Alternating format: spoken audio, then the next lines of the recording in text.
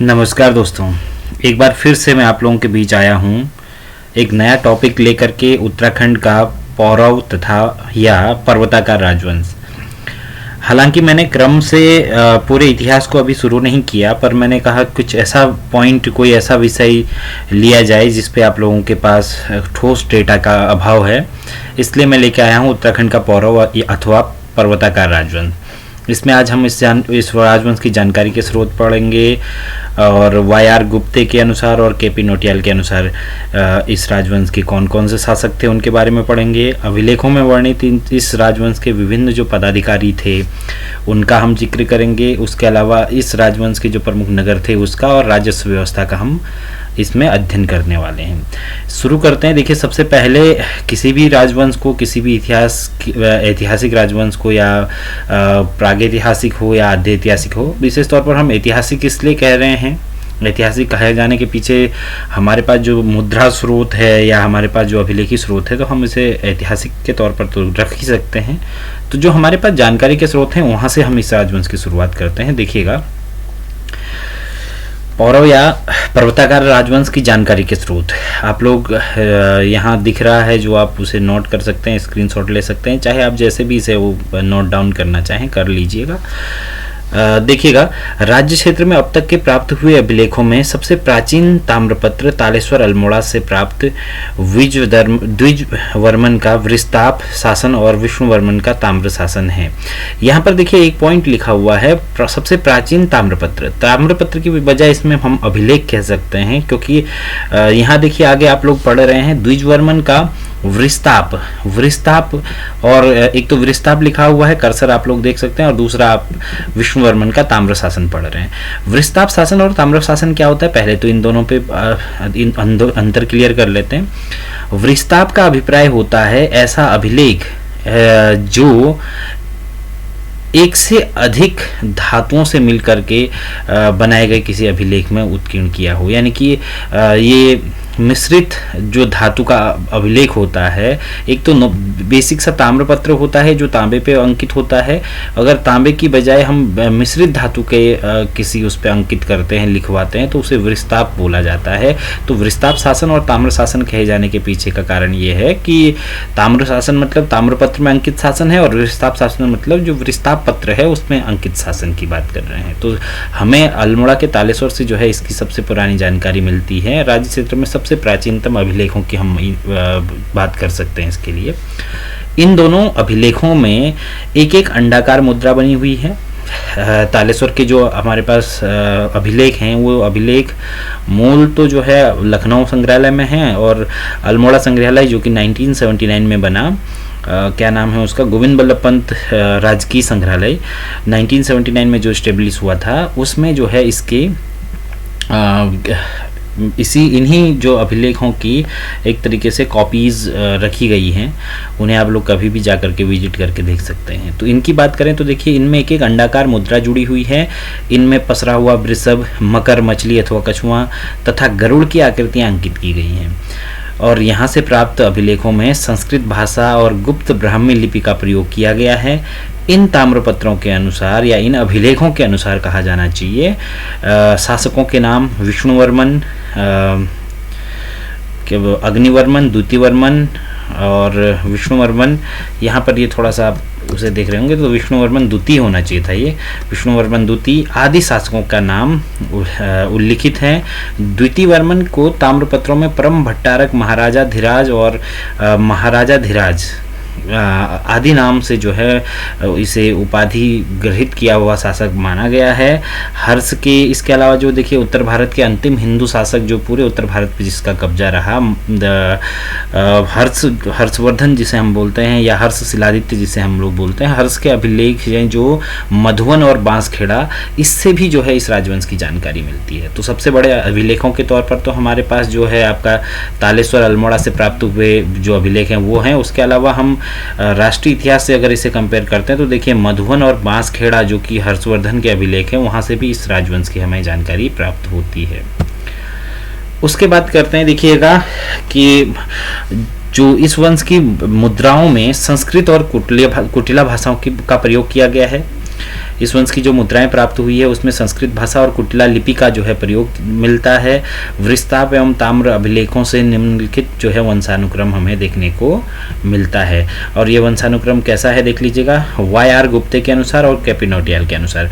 वाई.आर. गुप्ते ने दो आधार पर जो है इनको देखा है, जो ताम्रपत्र है उस आधार पर और मुद्राओं के आधार पर, और के.पी. नौटियाल ने इसे कंबाइंड एक रूप में दिया है। तो देखेंगे अगर हम इसको, तो मुद्राओं के रूप में वाई.आर. गुप्ते कह रहे हैं विष्णुवर्मन पहला शासक है, वृषवर्मन दूसरा, अग्निवर्मन तीसरा और द्विजवर्मन चौथा शासक है। ताम्रपत्रों के अनुसार ये कह रहे हैं अग्निवर्मन पहला है और द्वितीयवर्मन दूसरा इसमें मिलता है।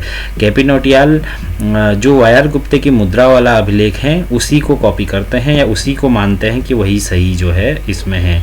तीसरा इसमें बड़ा काम जो है के थपलियाल जी ने किया है, हालांकि मैंने उन्हें यहाँ कंसिडर नहीं किया, उसे छोड़ते हैं, आगे बढ़ते हैं। देखिएगा इस वंश के जो अभिलेख हमें मिलते हैं, देखिए अभिलेखों में वर्णित पदाधिकारियों के नाम देख लीजिए। सबसे पहला नाम अगर आप लोग साफ पढ़ पा रहे हो तो लिखा गया है संधि विग्रहक। संधि विग्रहक जिसे विदेश मंत्री के तौर पर जाना जाता है, प्रमातार, भूमि सर्वेक्षक, प्रतिहार, महाअंगरक्षक, जमनपति, पदाधिक सेनापति, मतलब जो पद से चलने वाली जो लोकल सेना थी, या ये कह लीजिए कि पैदल सेना, उसके सेनापति जमनपति कहलाते थे। महासत्रपति जो उत्सव अधिकारी था, उपकारपति प्रधान रसोइया था, विषयपति प्रशासनिक इकाइयों का मुखिया था, द्रोणाधिकृत मंदिरों का जो संरक्षण अधिकारी था, दिविरकोट जो लेखक था, भौगिक कर अधिकारी था, भागिक भूमि कर अधिकारी था, दांडवासिक न्याय विभाग का प्रमुख था, दूतक दूत था, कटक गुप्तचर था, भौतिक जो है प्रांत का अधिकारी था। इस तरीके से हमें इस राजवंश की जानकारी और इस राजवंश के जो पदाधिकारी रहे होंगे उन पदाधिकारियों की हमें जानकारी मिलती है। उसके बाद देखिए हम बात करें इस राजवंश के राजस्व व्यवस्था की, तो राजस्व व्यवस्था में देखिएगा पहले हम भू राजस्व की बात करें तो भू राजस्व का जो है, भू राजस्व जो वसूला जाता था वो कुल उपज का 1/6 भाग, 1/6वां भाग, यानी टोटल हम बोल सकते हैं कि छठा हिस्सा जो है वसूला जाता था। इस काल में भूमि मापन की 3 इकाइयां निर्धारित थी जो कि गुप्त काल की भूमि मापन इकाइयों से प्रभावित थी। ये मापन इकाइयां द्रोणवाप, पुल्लवाप और खारीवाप थी, जिसमें वाप का अर्थ बीज होता है।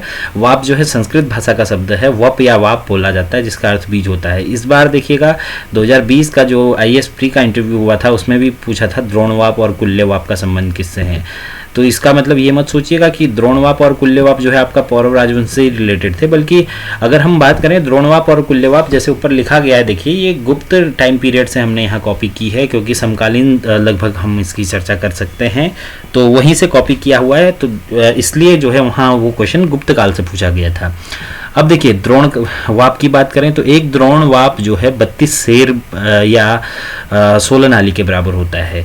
अब जो द्रोण, कुल्य या खारी हम इनकी बात करें तो द्रोण क्या है, देखिए अगर आप पहाड़ से बिलोंग कर रहे हैं तो आप लोग शायद जरूर नाली, माना इन चीज़ों को मानते होंगे या देखा होगा या सुना होगा कि ऐसी चीज़ें होती हैं। तो द्रोण, कुल्य या खारी एक तरीके के बर्तन समझ लीजिए कि हम, जैसे आप लोग अगर ये शब्द नहीं भी सुने हैं तो मुट्ठी शब्द तो सुना ही होगा कि इतनी मुट्ठी भूमि बोला जाता है। इतनी मुट्ठी भूमि मतलब क्या कि एक मुट्ठी में जितना अनाज आता है, जितना बीज आता है, उसको छिड़क करके जितने हिस्से पे छिड़का जा सकता है वो एक मुट्ठी भूमि कहलाती है। ऐसे ही माना होता है, माना आधा केजी के बराबर होता है और एक सेर बराबर लगभग 1 केजी का आता है, 956 ग्राम समथिंग, यानी कि 1 किलो मान लीजिए, एक सेर बराबर 1 किलो होता है। तो एक द्रोणवाप इतना बड़ा बर्तन होगा जिसमें 32 किलो तक या 32 सेर तक जो है क्या होता था, अनाज आता था या बीज आता था। उसके बाद देखिए कुल्यवाप, एक कुल्यवाप होता है 8 द्रोण के बराबर यानी कि 256 सेर के बराबर। फिर आता है खारीवाप, खारीवाप है 20 द्रोण यानी कि 640 सेर के बराबर। अब देखिए नीचे, इस काल में केदार, केदार शब्द अब तो आप लोग सीधे सीधे केदारनाथ से जोड़ते हैं, भगवान केदार से जोड़ते हैं, पर इस काल में जो केदार शब्द है वही अभी तक भी उसका प्रचलन रहा है। केदार जो बोला जाता था वो सिंचित क्षेत्र को बोला जाता है और जो गैर सिंचित क्षेत्र होता था उसे सारी कहा जाता था।